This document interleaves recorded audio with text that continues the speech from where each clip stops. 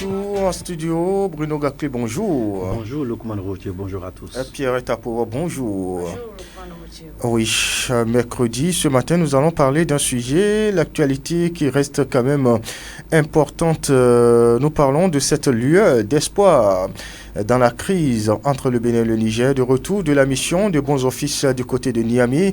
Et les deux anciens présidents béninois, Boni Yayi et Patrice Talon, ont échangé avec le président béninois, Boni Yayi et Nicéphore de Soglo ont échangé avec le président béninois, Patrice Talon, pour discuter, sans doute lui faire le point des retombées ou alors des accords conclus entre eux et la partie nigérienne. À l'arrivée, on apprend que les deux parties sont disposées à poursuivre le dialogue ou à entamer, à renouer avec le dialogue. Oui, Lukman Rocho, moi j'apprécie d'abord la démarche. Vous avez vu, vous voyez combien de fois le plateau ne ment pas. On a dit bien que, quoi qu'on dise, l'essentiel ou ce qui sera bon, c'est que à l'arrivée, que ces deux présidents aillent rendre compte. Et c'est ça.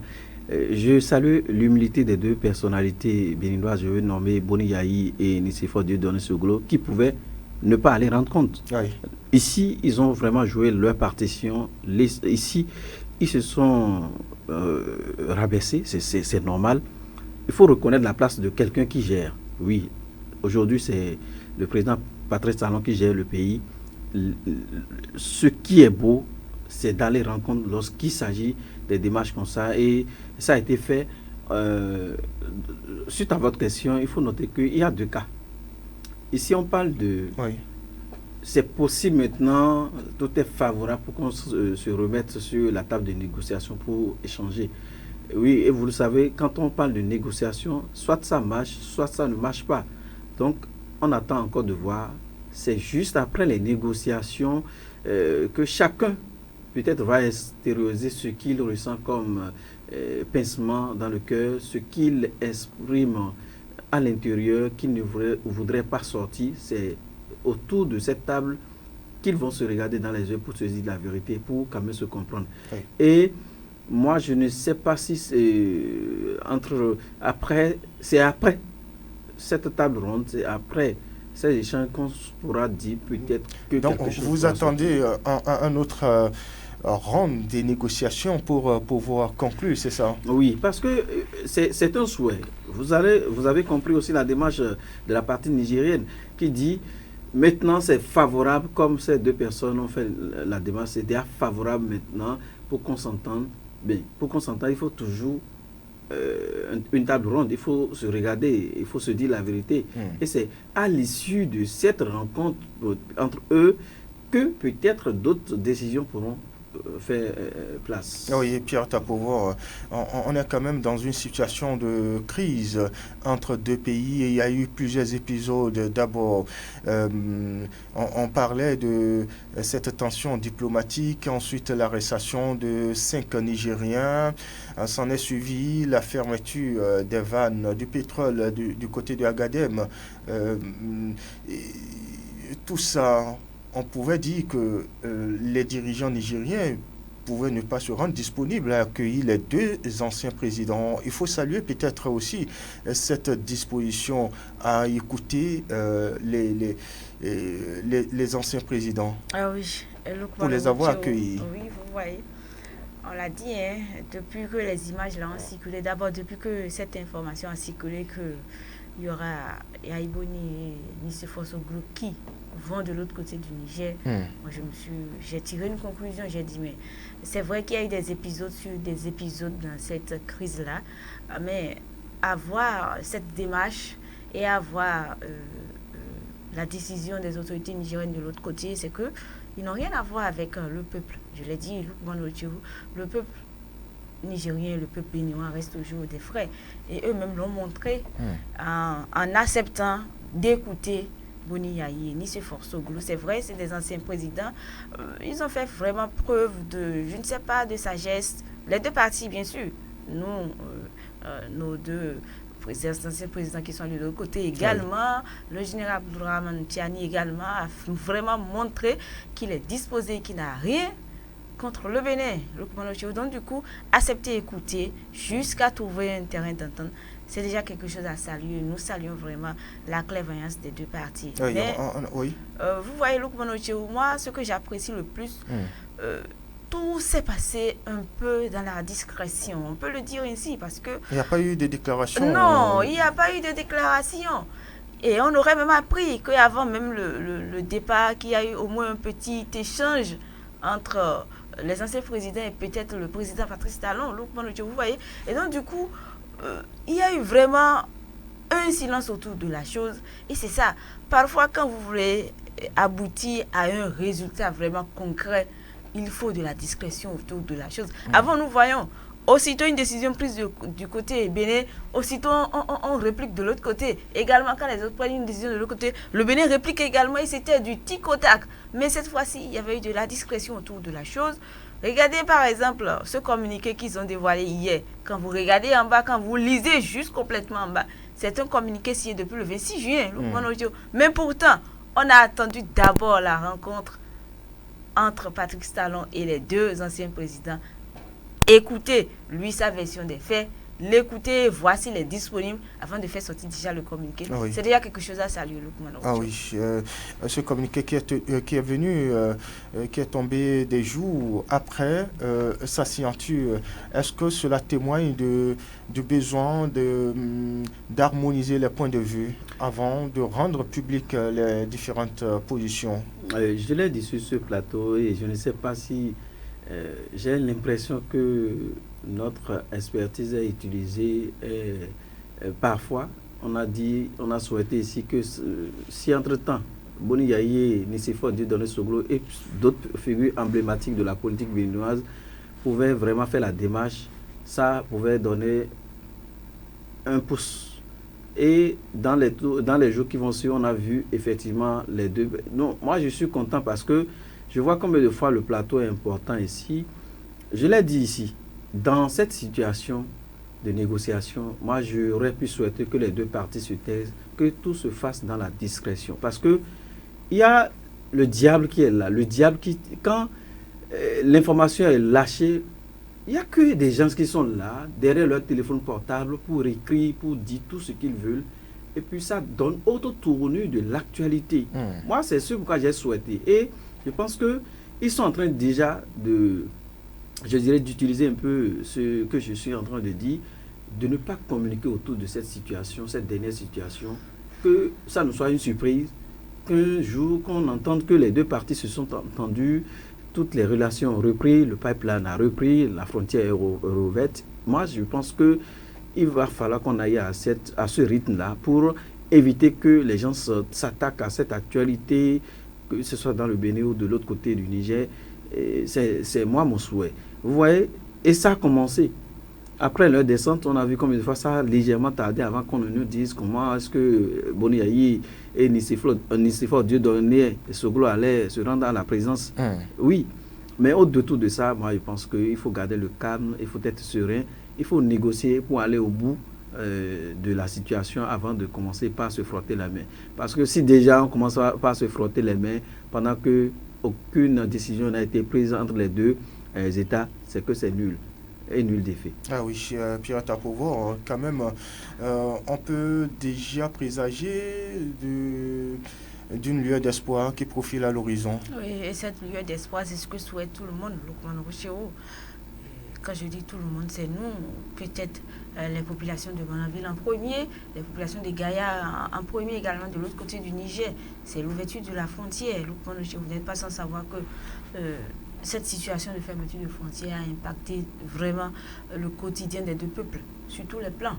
Et donc, du coup, actuellement, ce que souhaite bon nombre de personnes, au-delà même du peuple laine qui peut reprendre après, nous, d'abord, c'est l'ouverture de la frontière entre le Bénin et le Niger pour que les relations puissent continuer. Ceux qui ont leurs parents de l'autre côté du Niger puissent aller véritablement sans même chercher à passer par des moyens clandestins. Également, ceux qui ont des activités là-bas, plusieurs commerçants y vont, des commerçants, on faisait des échanges commerciaux, donc du coup, à chaque heure, même la nuit, vous pouvez déjà, avec votre simple moto, quitter le Bénin pour le Niger, également quitter le Niger de l'autre côté pour le Bénin, à chaque heure sans grande difficulté. Sans grande difficulté, sans même tracasserie douanière et autres sur la voie. Donc du coup, c'est ce que nous souhaitons. Et d'ici peu, on espère vivement que cela arrive, parce que le coup d'État cette situation est partie d'un coup d'État, et le coup d'État s'était passé le 26 juillet, et nous sommes déjà dans le mois de juillet, vous voyez déjà, donc nous sommes à environ quelques jours, on dira un an jour pour jour. Il y a eu cette situation. Vivement, mon souhait, c'est que la date ne vienne pas avant la levée totale et du blocus entre le Bénin et le Niger, concernant évidemment la frontière, et aussi la levée de cette mesure de suspension de l'acheminement du pétrole brut vers la plateforme de Semepoji pour l'exportation du pétrole nigérien par les Chinois. Alors, il est annoncé l'instauration, le président du Conseil national pour la sauvegarde de la patrie a accepté la mise en place d'une commission tripartite qui sera composée des représentants du gouvernement béninois, des représentants du gouvernement nigérien autant pour moi, et deux anciens présidents de la République du Bénin, les deux évidemment. Donc ça fait 3 parties. Comment trouvez-vous cette composition, la composition de cette équipe?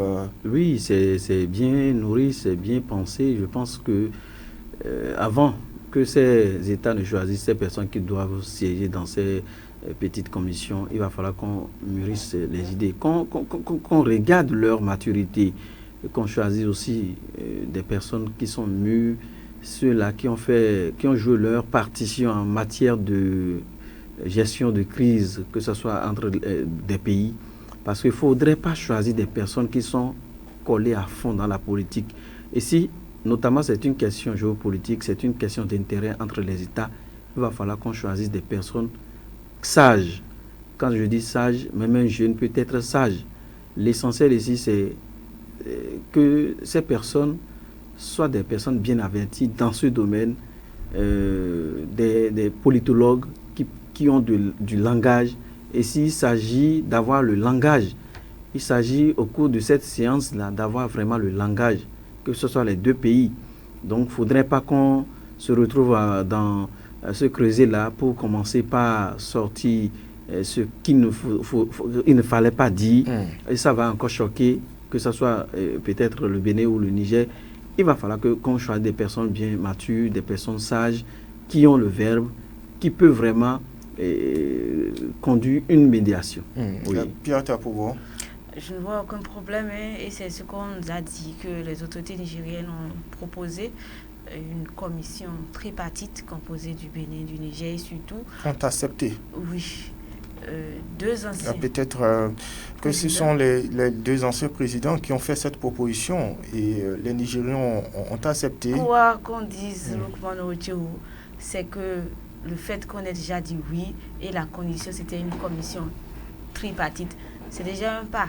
Et donc du coup, quand on parle des représentants du Bénin, des représentants du Niger, je suis sûr que de l'autre côté, ils savent déjà qui il faut envoyer sur ce terrain-là pour représenter lors de peut-être cette rencontre-là. Oui. Mais du côté du Bénin, il va falloir, tel que Bruno Gakli l'a dit, qu'on regarde correctement, qu'on ne dise pas tel est de l'opposition, tel est de la mouvance, tel est vraiment trop rattaché à moi. Non. Il faut vraiment étudier, voir au-delà de tout ceux qui peuvent vraiment jouer le jeu. Donc, ne choisissons pas au hasard. Je sais que nous sommes vraiment bien des têtes pensantes du côté du Bénin. Il y en a plein.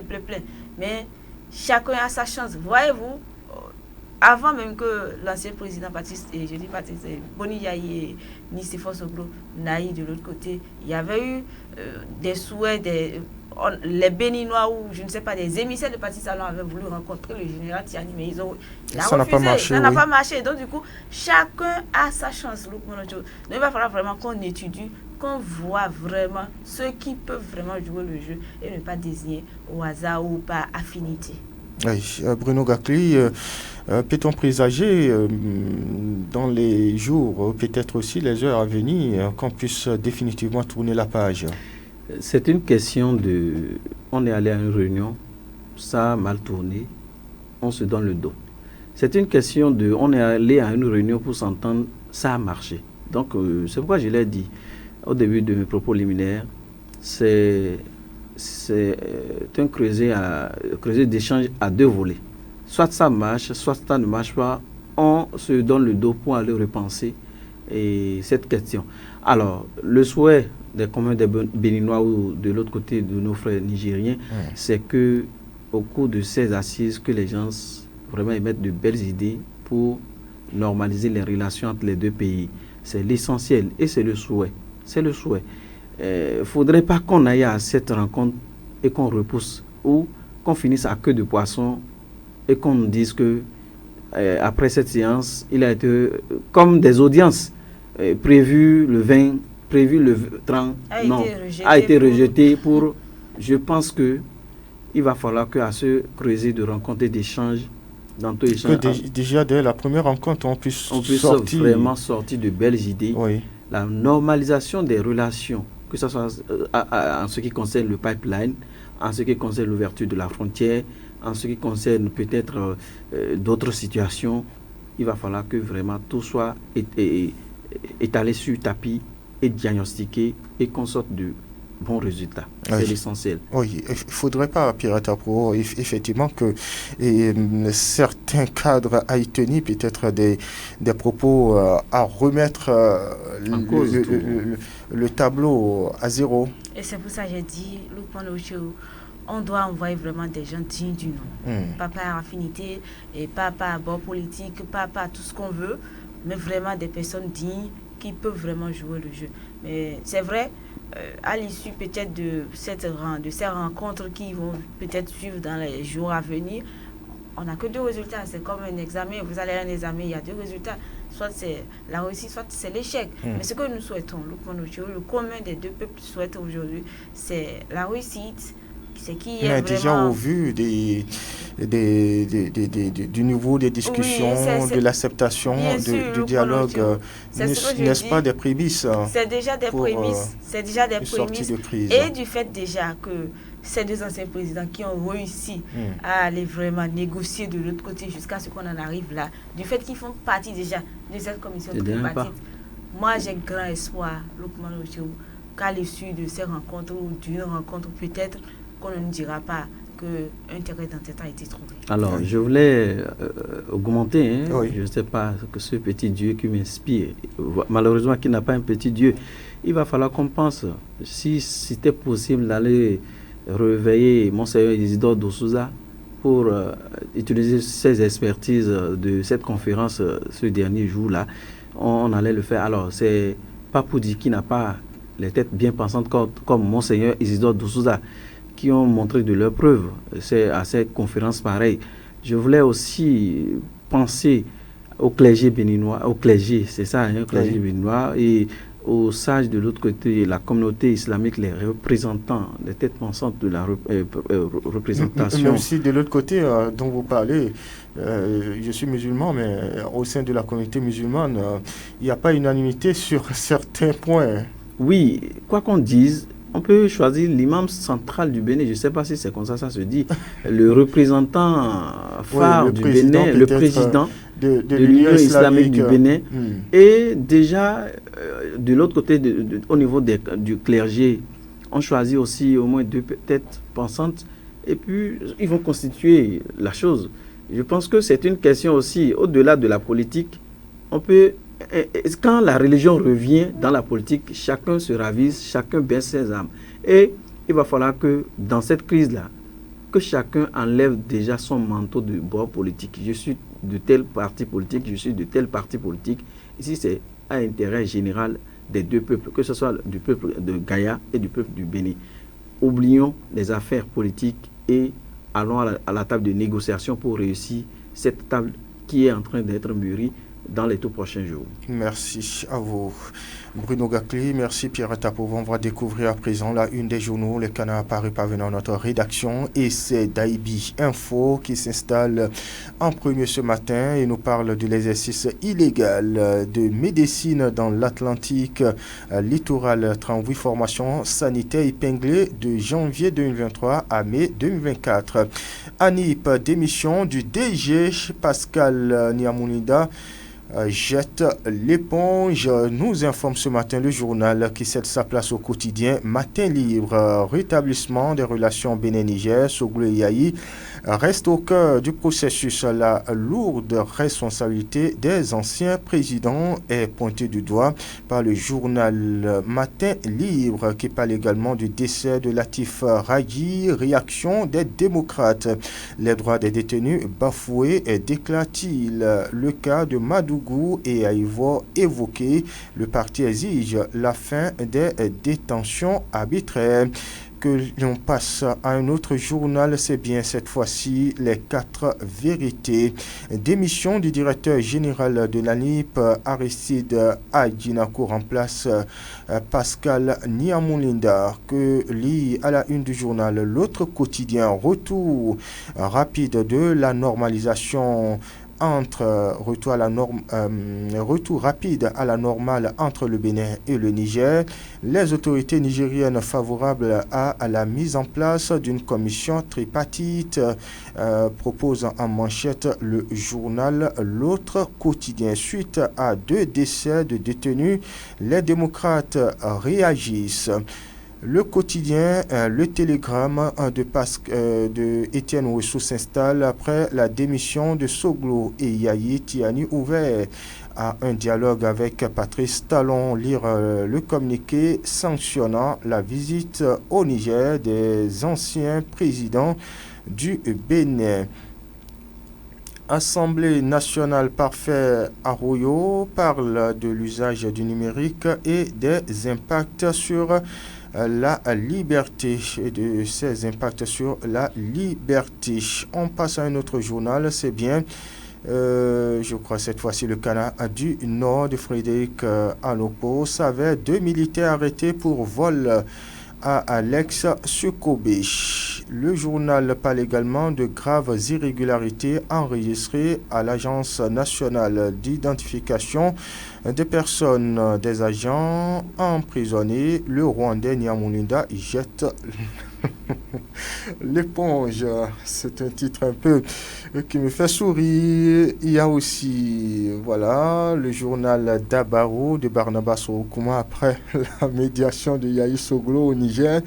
Les 2 peuples en attente de la commission tripartite. Allez, on va s'en arrêter là. Il y a aussi ce titre qui me fait toujours rire. ANIP Bénin, le DG Pascal Niamounida démissionne.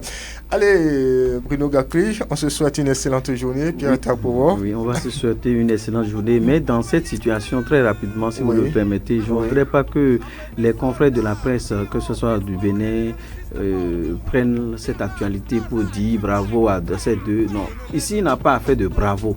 Personne, ce n'est pas de la politique. C'est une situation entre le Bénin et le Niger et une situation vraiment purement sociale qui cause souci à la base aux populations. Il ne faudrait pas qu'on s'attaque, qu'on écrive bravo aux 2 présidents. Non, il va falloir que les uns et les autres se ravisent pour laisser cette actualité calme. Voilà, c'est ce que j'ai à dire. Ah oui. Oui. La démission vaut mieux que le limogeage, vous savez. Bon, des agents en prison, et les 2 jettent l'éponge. C'est mieux qu'ils soient limogés. Seulement. Nous sommes au Bénin, vous savez que le limogeage, ça coule. Ou alors qu'ils sont attrapés. On voit le danger venir, on dit bon, écoutez, je ne suis plus dedans. J'irai votre affaire. Allez. C'est mieux, Bruno Gakli, Pierre Tapovo, on se souhaite une excellente journée. Mesdames et messieurs, en direct chez vous, je suis Lukman Oworucheou. J'ai bénéficié de la collaboration technique de Doko Aboubakari et de Mouyaïdou Oruyo. L'info reste en continu sur Sota FM. Restez des nôtres, portez-vous bien. Au revoir. Comment ça va chez vous?